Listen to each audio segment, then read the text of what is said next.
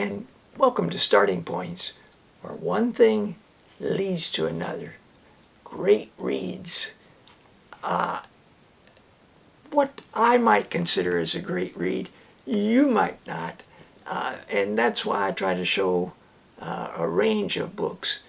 And I'm also interested in showing books that younger people can get started as a reader.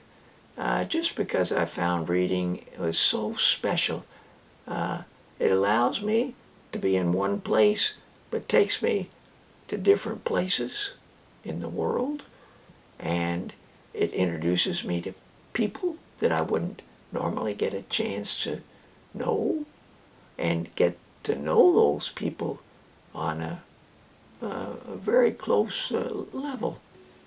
Now, when I was sharing some books on music, I forgot to share these two. I didn't forget that I wanted to share them.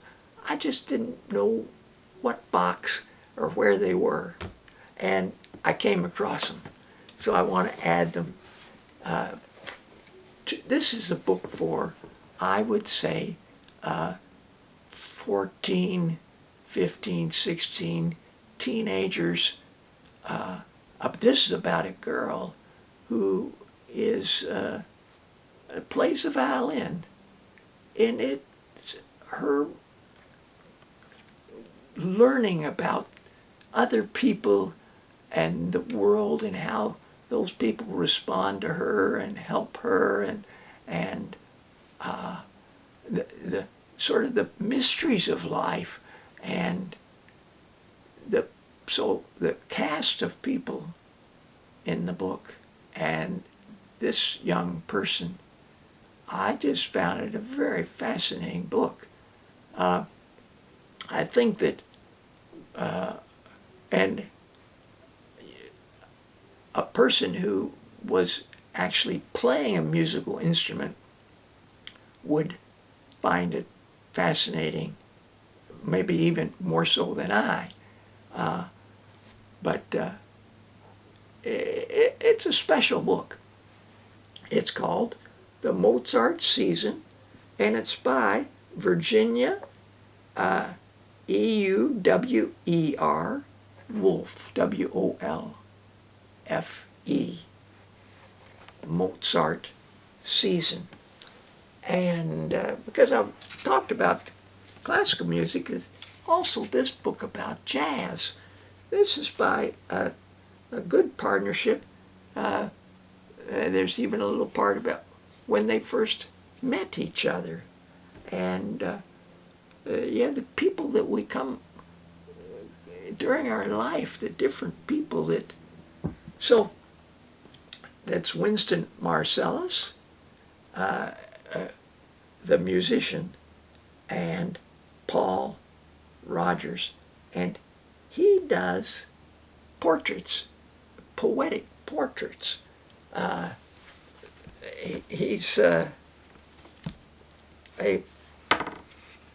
quite a special person, and it's an alphabet.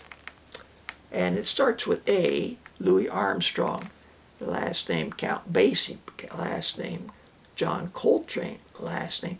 Different kinds of poems, all different kinds of lyric poems, odes, limericks, acrostics, rondos, haiku, a beat poem, a sonnet, ballad.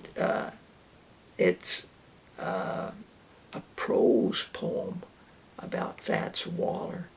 Now, the letters he's usually, it's either the first name or the last name that the letter refers to, but he had to put a few stretchers in there, Bix Betterbic, because he already had Count Basie for the B, but nothing for the X.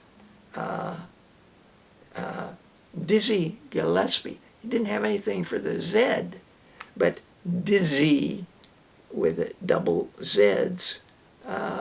There's a couple of others there that required some invention. And so here's the poem, for example, Duke Ellington. And so there's one other thing that I wanted to point out at the back. There's little bios of the artist and the writer of the poems, and little notes on the poetic forms that he's used, and then a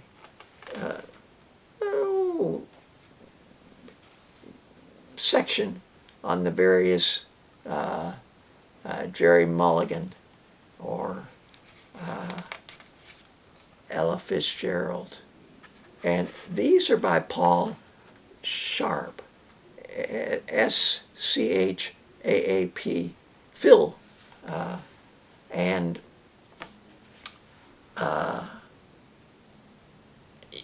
putting together a book, a lot of people come together to help that book evolve. Hand in Hand by Jean Little. Now, Jean Little was a prolific writer of books for younger ages, for books for 10-year-olds, 11, 12-year-olds, maybe some for 9-year-olds. Here's, I'll share them now. I'll come back to Hand in Hand. Mama's gonna buy you a mockingbird. And I know my children really enjoyed it. And Kate, I have 2 editions of it. I'd have books in the classroom, and there'd be quiet reading time every day for maybe half an hour. And it might be right after lunch. And so the students would pick a book, maybe from the school library, maybe from the library books I had around the walls in the classroom. And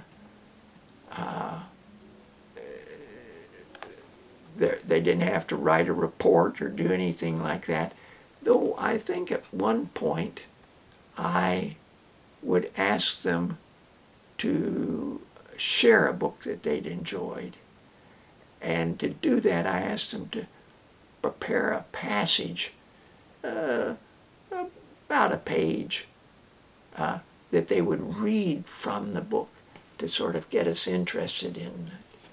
And I'd like to do that too, but it would be very long. Anyway, Hand in Hand. This is a story that she came across. Jean Little became almost virtually blind by in her older years, and she'd always had trouble with her eyesight. And she had read the book about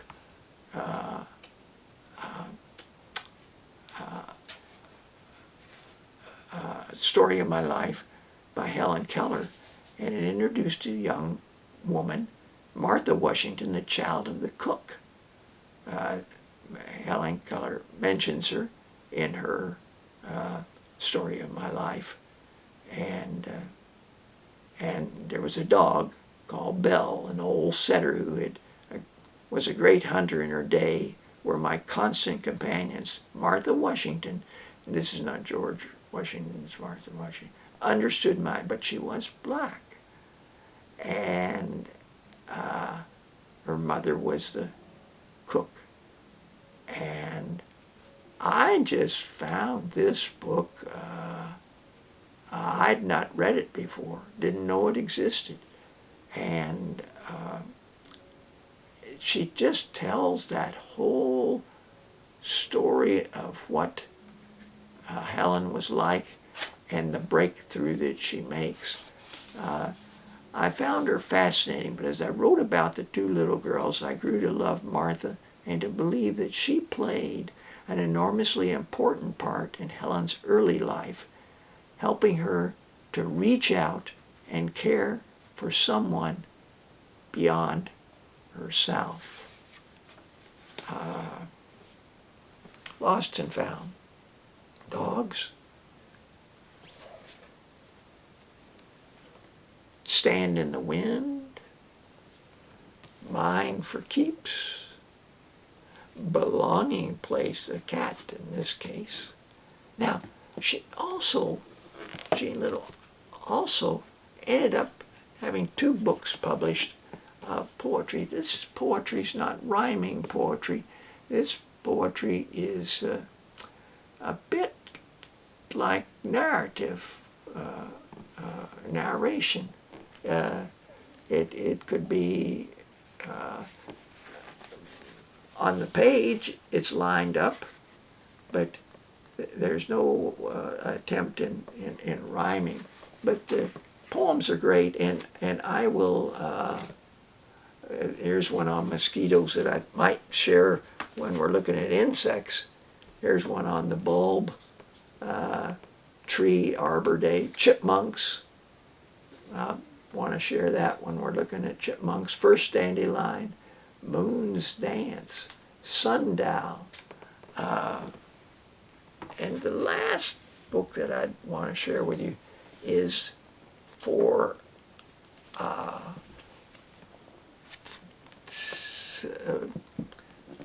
I would say 20 and up.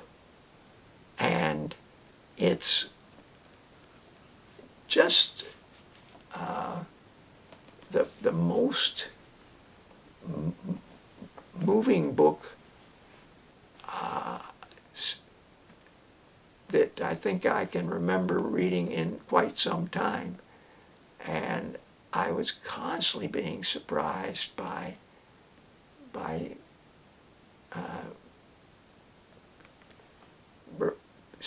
sensing. It's a book of the senses, the sixth sense almost,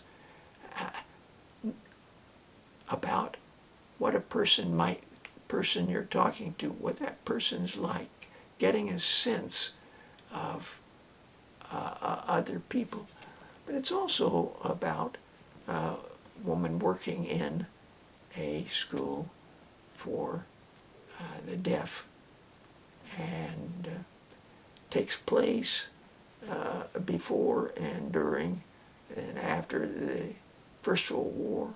Many young men came back with hearing impairment, especially if there was so much noise and shooting, and if you were on a machine gun constant, if you were on artillery, this huge noise and happening over and over, and it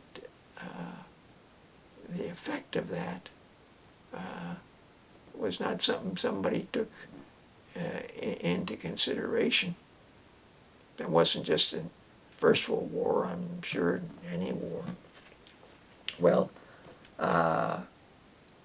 lip reading. If you can see, you can also lip read if you have trouble hearing, and that's something that a skill that can be of use to someone with impaired hearing. Well, thanks for joining me. Until next time, bye for now.